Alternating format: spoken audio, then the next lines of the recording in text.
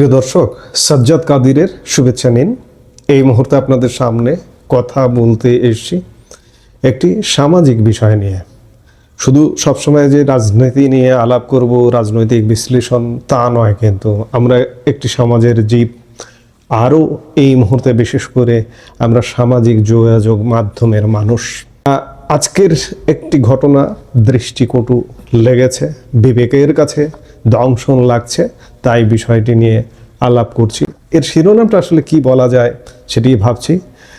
শিরোনামটা এইভাবে বলতে পারি যে জৌলুস ছেড়ে শেকড়ের টানে ব্যারিস্টার জাইমা রহমানের ফিরে আসা এবং আমাদের নোংরা মানসিকতা। এই শিরোনামে আমরা আলাপটা এগিয়ে নিতে চাই।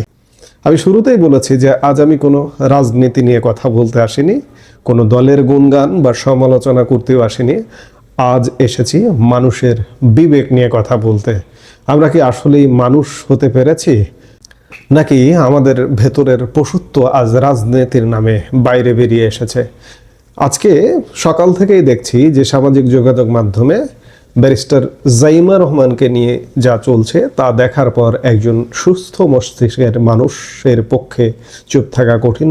ব্যারিস্টার জাইমা রহমান বাংলাদেশের একজন প্রেসিডেন্ট জিয়াউর রহমান, একজন প্রধানমন্ত্রী বেগম খালেদা জিয়া, তাদের নাতনি এবং বর্তমান প্রধানমন্ত্রী তারেক রহমানের একমাত্র কন্যা। তাকে নিয়ে সোশ্যাল মিডিয়ায় বেশ নোংরামি চোখে পড়ল।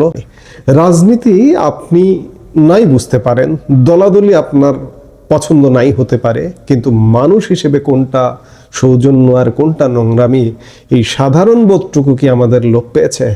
একজন তরুণীর ব্যক্তিগত জীবনের স্বাভাবিক কিছু মুহূর্তকে পুঁজি করে যারা কাদা ছোড়াছুড়ি করছেন, আজ তাদের রুচি এবং মানসিকতা নিয়ে কিছু কঠিন সত্য কথা বলবো। ব্যারিস্টার জাইমা রহমান লন্ডনে বড় হয়েছেন। সেখানকার সংস্কৃতি, সেখানকার জীবনযাত্রা আমাদের থেকে ভিন্ন। সেখানে একজন তরুণী তার বন্ধুদের সাথে সময় কাটাবে, কফি খাবে বা কোনো গেট টুগেদারে যাবে, এটাই তো স্বাভাবিক। তিনি তো সেখানে কোনো খাঁচাই বন্দি ছিলেন না। লন্ডনের মতো একটি মেগা সিটিতে বড় হয়ে ওঠা একজন মানুষের লাইফস্টাইল কেমন হবে সেটা বোঝার মতো ন্যূনতম জ্ঞান কি আমাদের নেই? যারা তার সেই সময়ের ছবি বা ভিডিও নিয়ে ট্রল করছেন, তারা কি একবারও ভেবে দেখেছেন আপনার নিজের বোন বা কন্যা যদি দেশের বাইরে পড়তে যেত বা বড় হতো, তবে কি আপনি তাকে বন্দি করে রাখতেন? বন্ধুদের সাথে আড্ডা দেওয়া কি অপরাধ? আনন্দ করা কি পাপ?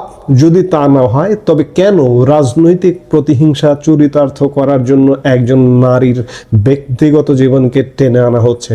মনে রাখবেন, এই নোংরামি জাইমা রহমানের চরিত্রকে নয়, বরং যারা এগুলো করছে তাদের বিকৃত রুচিকে এই বিশ্বের সামনে তুলে ধরছে। এবার একটু অন্যভাবে ভাবুন। জাইমা রহমান লন্ডনের সেই জৌলুসপূর্ণ জীবন, বন্ধুদের আড্ডা, ক্যারিয়ার আর নিশ্চিত ভবিষ্যৎ ফেলে আজ দেশে ফিরে এসেছেন। কেন এসেছেন? নিজের বাবা মায়ের পাশে দাঁড়াতে, নিজের দেশের মানুষের কথা ভেবে। বিদেশের সেই আয়েশি জীবন ছেড়ে এই অস্থিতিশীল পরিবেশে ফিরে আসা কি চারটিখানি কথা? বাংলাদেশ মানে আপনি বোঝেন। আপনি একটু চোখ বন্ধ করে ভাবুন তো, এই রাত, এই দিন, যে কোনো সময় যে কোনো পরিস্থিতি ঘটতে পারে। এটা হচ্ছে বাংলাদেশ। আজকে স্বাধীনতার 55 বছর হয়ে গেছে, তাও বাংলাদেশ কিন্তু দিশা খুঁজে পায়নি। সেখানে জাইমা রহমানের মতো শিক্ষিত আধুনিক তরুণী বাংলাদেশে ফিরে এসেছে। এটাকে কি আপনারা সাহসিকতা বলবেন না? যখন অনেকে দেশ থেকে পালানোর পথ খোঁজে, তখন একজন তরুণী প্রতিকূলতা জেনেও দেশে ফিরে এসেছেন। এটা তার দেশপ্রেম এবং পরিবারের প্রতি দায়বদ্ধতারই বহিঃপ্রকাশ। আরও আপনারা খেয়াল করছেন, জাইমা রহমান তার বাবা মার সঙ্গে যখন থেকে দেশে এসেছেন, তার বাবা, আমরা খেয়াল করছি, খুব প্রশংসনীয় যে তার বাবা জাইমা রহমানকে সাথে করে রাখছেন। বিশেষ করে বিদেশি অতিথিদের সাথে কথা বলবার সময় পাশে বসে থাকেন। গতকালকেও আমরা দেখলাম যে বিদেশি অতিথিরা যখন শপথ অনুষ্ঠানে এসছে, তখন আমরা ভারতীয় অতিথি থেকে শুরু করে বিভিন্ন দেশের অতিথিদের সাথে পাশে তারেক রহমান প্রধানমন্ত্রী, তার পাশে আমরা কিন্তু জাইমা রহমানকে দেখলাম। অতীতে আমরা কিন্তু এমনটা দেখিনি। আমাদের রাজনীতিবিদদের পরিবারের সদস্যদের, হ্যাঁ, তারা হয়তো কোনো না কোনোভাবে রাজনীতিতে কোনোভাবে থেকেছে, কিন্তু রাজনীতিতে যে হাতে ধরে তৈরি করা, তারেক রহমানের এই গুণটা আমার কাছে ভালো লেগেছে, যে তার পরবর্তী উত্তরসূরি তিনি হাতে ধরে তৈরি করছেন ছোট থেকে। এখন সমালোচনা করলে সমালোচনা হয়। ধরুন আওয়ামী লীগের কথাই যদি ধরুন, আওয়ামী লীগ প্রধান শেখ হাসিনা প্রধানমন্ত্রী হিসেবে লাস্ট 16 বছর 15.5 বছর তিনি দায়িত্ব পালন করেছেন। তার যোগ্য উত্তরসূরি কি তিনি তৈরি করেছেন? কেউ বলতে পারবেন? তার পুত্র কন্যাদের করেননি। এই জায়গায় তার ঘাটতি ছিল, সেই জায়গায় তারেক রহমান শুরু থেকে তৈরি করছেন। এবং এমনটাও শোনা যাচ্ছে জাইমা রহমানকে তারেক রহমানের ছেড়ে দেওয়া আসনটি থেকে নির্বাচিত করে পার্লামেন্টেও আনবেন এই বয়সে।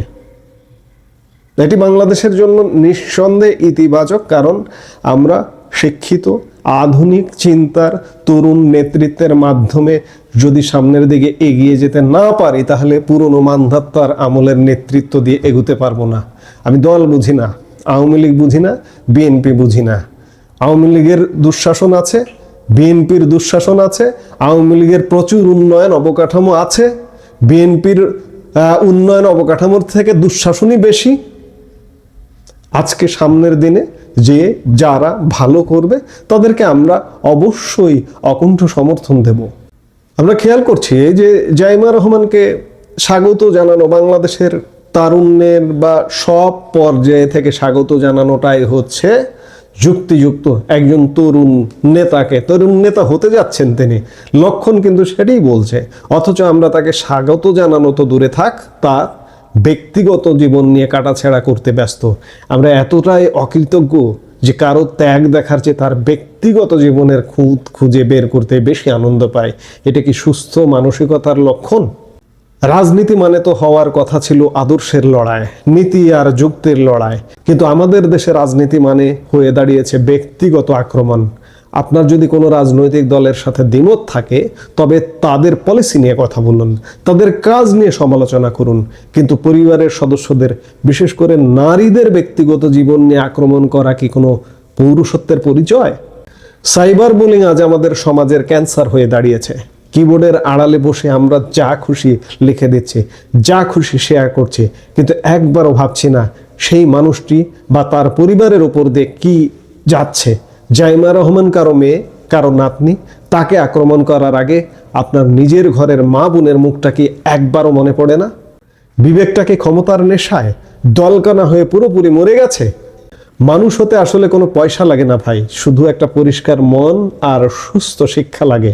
কিন্তু দুঃখজনকভাবে আজকের এই ডিজিটাল যুগে আমাদের শিক্ষার হার বাড়লেও মানুষ হওয়ার হার বোধহয় কমে গেছে।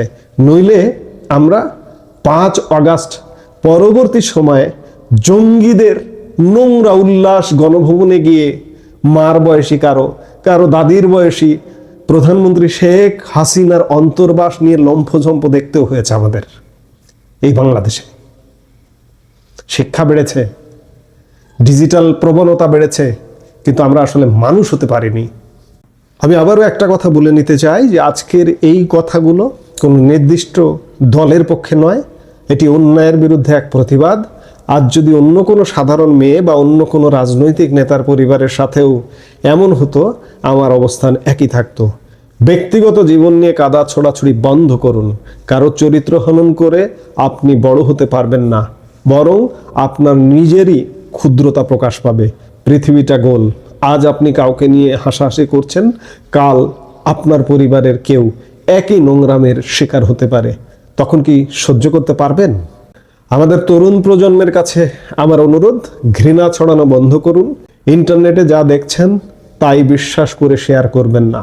সত্য আর মিথ্যার পার্থক্য করতে শিখুন। কারো রাজনৈতিক পরিচয় যাই হোক, তিনি আগে একজন মানুষ, সেই মর্যাদা দিতে শিখুন। পরিশেষে এটুকুই বলবো, মানুষ হন, অমানুষ নয়। রাজনীতি থাকবে, দল থাকবে, কিন্তু দিন শেষে আমরা যেন আয়নার সামনে দাঁড়িয়ে নিজের চোখের দিকে তাকাতে পারি। বিবেককে প্রশ্ন করুন, আপনি যা করছেন তা কি সঠিক?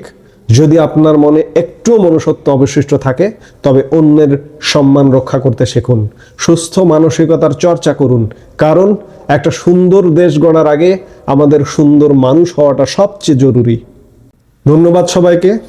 ভিডিওটি যদি আপনার বিবেককে নাড়া দিয়ে থাকে তবে শেয়ার করুন, যাতে আরও মানুষ অন্তত একবার হলেও নিজের বিবেকের কাছে প্রশ্ন করে। দেখা হবে পরবর্তী ভিডিওতে। ততক্ষণ ভালো থাকুন, সুস্থ থাকুন এবং মানুষ হয়ে বেঁচে থাকুন। আমাদের ভিডিওগুলো নিয়মিত পেতে সাবস্ক্রাইব করুন Sajjad Kadir and the legends YouTube channel এবং লাইক, কমেন্ট, শেয়ার করে সাথে থাকুন।